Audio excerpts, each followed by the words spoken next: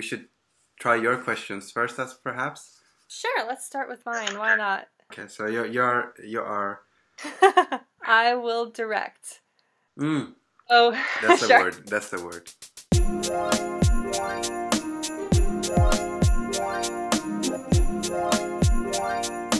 Yeah, so hey guys, so this is really exciting. This is the first part of our outside video interactions. So we have Kevin here, who is an INTP. So thank you so much for interacting with me on this video. This should be fun. This is, yeah, should be very, very fun, yeah. Yeah. So also we're going to do a video on his channel, so I will put the link in the description so you guys can check that out too. But today I wanted to talk about how I as an INTJ and him as an INTP approach decision making differently, since we have completely opposite cognitive functions. So I imagine even though we're only one letter apart, like our mental processes are probably like entirely different. It's very different. Yeah. Yeah. So this will be cool. So, okay, I guess as a dominant NI user, oftentimes I find like I don't even make deliberate decisions that often, because I think of my future in such a long-term span that I just kind of like always envision the future decisions I'm going to make. And once I get to that point of actually having to make that decision, it's kind of just a very natural, like, yeah, I always thought I was going to go this way, so I'm just going to go that way. But then that's obviously problematic at times, because sometimes it feels like I made this decision like so long ago, with like when I didn't really know myself that well, or I maybe didn't take in like more kind of current moment factors into consideration. Yeah. So I think I've had to learn to kind of open up to using my SE, my extroverted sensing a bit more, and kind of just take in more information in the moment, and I think be more conscious about decision making. But yeah, I think just for like all of my more major life decisions, like, you know, where to go to university, or like what to major in, and what kind of summer jobs or whatever, all these sorts of things have been kind of yeah, it has never felt like a deliberate decision in that sense. So I'm curious, what is it for you? I mean, like in terms of introverted thinking, it takes really long time for introverted thinking to decide. We think very quickly, or at least I think very quickly, but in terms of decision, it takes time, because we have to weigh all the different criteria and make decision out of that. I mean, I was really curious actually about whether, because you say you use introvert intuition, but is it difficult to, like, if you're gonna make decision at the moment, is that very hard, or what's going on? Yeah, if there's some decision that I have to make in the moment that I was not expecting to make up until that point, then yeah, I'm very bad at that, because I'm continually like forming a model in my head of what my life is going to be like in the future. So if something kind of happens unexpectedly in the moment and I have to act very quickly, and that's something that I've never thought about before, then yeah, I find that difficult to do. Well, let me talk about... Oh, my cat joined me. Yeah, that's fine. Hi. So I guess I often actually confuse introverted thinking and introverted intuition, because they both kind of want to gather a lot of information and make sense of it. But I think the difference here is that introverted intuition is a perceiving function, right? So I'm just sort of trying to collect information and make patterns out of it. But introverted thinking is a judging function, so you're actually, you're trying to make decisions based on that, right? Yeah. Okay. So is your internal process always kind of like decision-oriented? No, not really. I mean, no, I am serious. It's not always like that. I mean, at times extroverted intuition plays in, like I might do stuff because it has different options, So yeah, I might choose things just for the sake of the options. I don't know if that sounds very logical, but I would attribute that more toward extrovert intuition. Is introverted confusing for extrovert or for INTJs? What do you mean by that? Introverted functions or? Yeah, introverted thinking. Oh yeah, introverted thinking. Yeah. Yeah, that's probably like the one function that I'm like most perplexed by. I can't really envision. Well, I can. I think I've kind of gotten to the point of being able to kind of understand how it operates, but yeah, sometimes just when introverted thinkers kind of let me in into their entire logical inner workings, it's very complex, and I have a hard time following along with it a lot of the time. I can probably only interpret it through TE and kind of take out like the main getaway of what they're trying to say, but usually I know there's like a lot more complexity to it that I'm probably not picking up very well. Okay, yes. So to answer your questions about introverted thinking, is that how I make decision is, like I said, is waving up different, you can say, categories I have built up. So what I mean by that, introverted thinking is not really difficult in terms of understanding it, I think, and it's because I'm biased, but you can think of it this way, or I think of it this way. If you're gonna build a car, and I'm gonna build a car, for me to build a car, I would be more focused on the skeleton of the car rather than the appearance. So for me to build a car that do certain things, I would, focus on how to build a skeleton that will actually do the things it's supposed to do. So if you come with an argument, if we to discuss something or argue some philosophical ideas or any such thing, I would be focused more on the skeleton, on something rather than the appearance. And so you might build a different car, I might build a different car, but if I see your car is doing what it's supposed to do, you might not necessarily disagree, even though we have different skeleton. And I use the word skeleton because my introverted thinking is paired up with extroverted intuition, which is more conceptual. So that's how I build theories, basically, and world model. So I build a skeleton about the world, if that makes sense. Yes, so how I make decision is really through creating different sets of categories.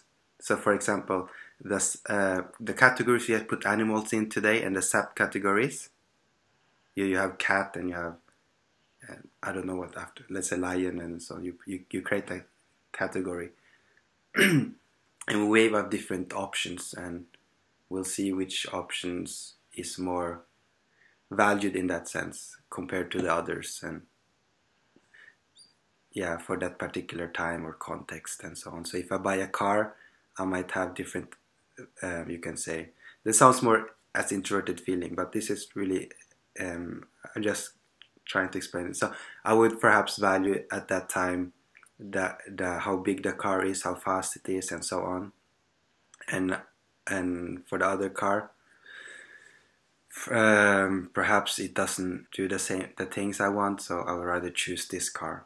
So the way I kind of envision TI is that it's kind of like this system with all of these interworking parts, and maybe if you kind of like pull at one thing, then it kind of like shifts everything else in the structure. Like it's very dynamic, maybe one sort of little logical thing somewhere in this area of like, if the map, if you were to map it out, were to change, then maybe that would like change other logical reasonings. Like, is that true? Okay. It makes sense. Introverted thinking is like factory. If you change one process, you'll change the whole outcome. Right. So that's really, yeah, you said it right. Yeah. And I think that's an interesting distinction, because I think for TE, like, yeah, if I was deciding to buy a car, like I might have various kind of criteria as well. But I don't think they're necessarily like interconnected in that sense. It's just kind of like I'm looking for that sort of TE output of like, okay, it has to do this thing and it has to do that thing, but I definitely probably wouldn't be conceptualizing like how all of those factors would interconnect Yes, and like yes. how they would affect one another and things like that. Yeah. So here's another question I have. So for me, I feel like when I get stuck in my NI plan, like if I have this plan, and of course it's just kind of based on like my theoretical understandings of how the world works, but it's not always very accurate, so sometimes I like try to do that and then it kind of falls through, and I find that using SE, my like lowest function, but also like NI's kind of pair, that usually helps bring me out of that, and I think that helps in my decision-making process. So I'm curious if you, do you have a sort of parallel with TI and FE? Yeah, of course. Okay. I use FE quite a lot. The thing with my FE, it's very perhaps sensitive towards hurting others because is as an INTP, my extroverted feeling is not as digestible. So because it's not as digestible, it can hurt. So I have to, yeah. So I think that's how my extroverted feeling comes out, like in terms of when at times when I work and if I'm a group leader, at times I'm perhaps a bit too sensitive, whether I'll say something that might upset them and so on. But how it goes along with my introverted thinking, even building or understanding the world is pretty much for me also a lot about extroverted feeling. So, Okay. I mean, because extroverted feeling is more towards the collective values and so on. So when I engage with my family, I use extroverted feeling a lot, but obviously my primary mode is introverted thinking. So what it means is that when I'm with the family, I'm very considerate of how they feel, taking care of perhaps sometimes what they need, and so on. But I might end up sitting there and detached and analyze. So it's like it could be conflicting because one part of me says that spend time with them, make sure that they are fine, do all the family things what you're supposed to do, but perhaps my head rather want to go outside and do other things. Yeah, no, that's interesting. Yeah, I guess I'm trying to make a parallel to NE and SI, but I guess those two are my perceiving functions, Yeah, and for you it's your judging functions, so perhaps yeah, it's a bit different. It's yeah, because it's more controlled. You see, I have a choice in it. I decide whether I have this conflict. I'll decide which one will win this conflict in my head. But with perceiving, like yeah, it's gonna be I think different. Yeah, no, I can actually kind of relate to what you say when I compare it to TE and FI. So for a long time, I think with my TE higher up, I was just sort of focused on getting what sort of ever end goal that I thought would be best for myself. And so I kind of just went along in that fashion. But eventually I think I had to realize that I had to develop my kind of inner desires a bit and make sure that whatever I was doing was aligned with like what I truly wanted and what I truly felt good with. And so I think for a while I would just kind of maybe get in this sort of NI path in one direction and just kind of keep going and keep executing through TE.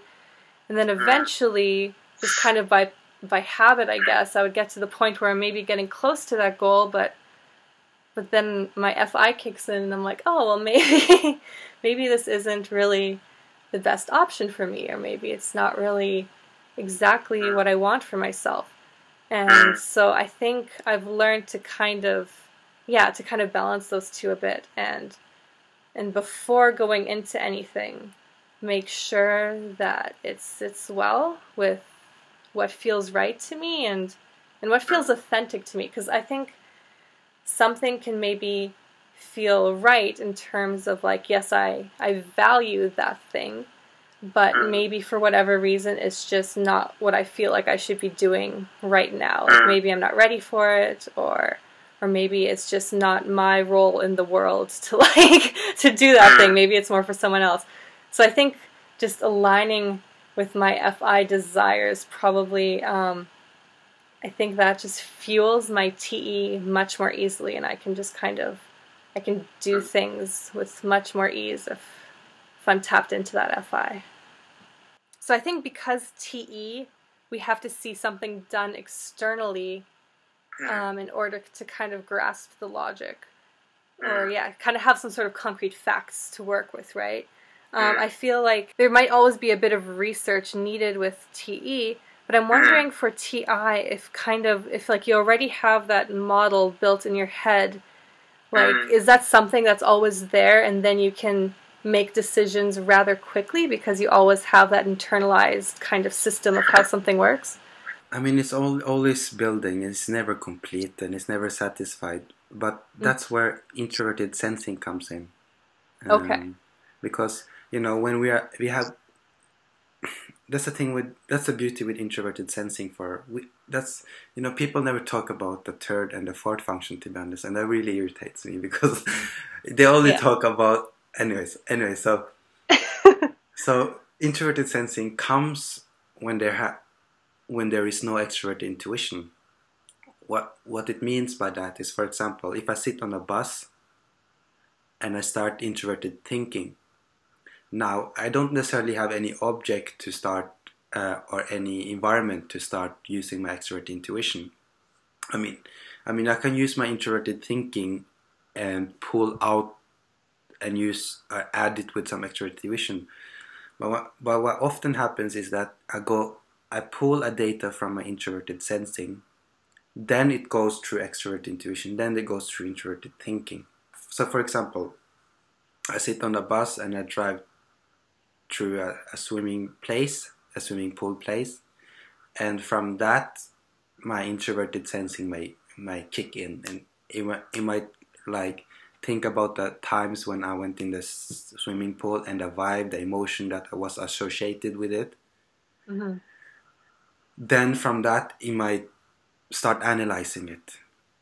So rather than just experiencing my past in terms of another swimming pool, which is not the same but is somehow become related now, and I'm experiencing the same feeling and emotion. So it's very a lot of analyzing. Yeah, no, that's interesting. I can kind of relate to that in terms of NI. Like I can see the distinction between your TI and my TE, where like you say your TE is continuously building, right? Like you're always adding onto it, but I think TE is a much more kind of singular and finite process, where it's just like, okay, I'm going to see if this is logical, I'm going to see if this like fact or whatever holds true, and then you finish it, and then you kind of reevaluate from there, and then you do another TE thing. But with NI, it's definitely something where I kind of, based on whatever data I've kind of accumulated with extroverted sensing, I have some sort of pattern that I try to connect the dots, kind of like a line on a graph, right? But then as I go through life, eventually I'll either get more data that kind of reaffirms that pattern, or I might get more data that like completely throws it off. And then I have to kind of go back and be like, okay, so maybe this pattern was true, but maybe there's like a third factor that I have to consider, and when that third factor happens, then the line goes this way, or something like that. Or maybe this was just never true to begin with, and I just had like a biased kind of sample of experiences. And so I think my NI is like a constantly like shifting and morphing thing, but TE is not like that at all. TE is something much more concrete and tangible, and happens in like smaller little bursts, and they're kind of very, very separated from one another. Nice. So we're at 45 minutes, so I feel like maybe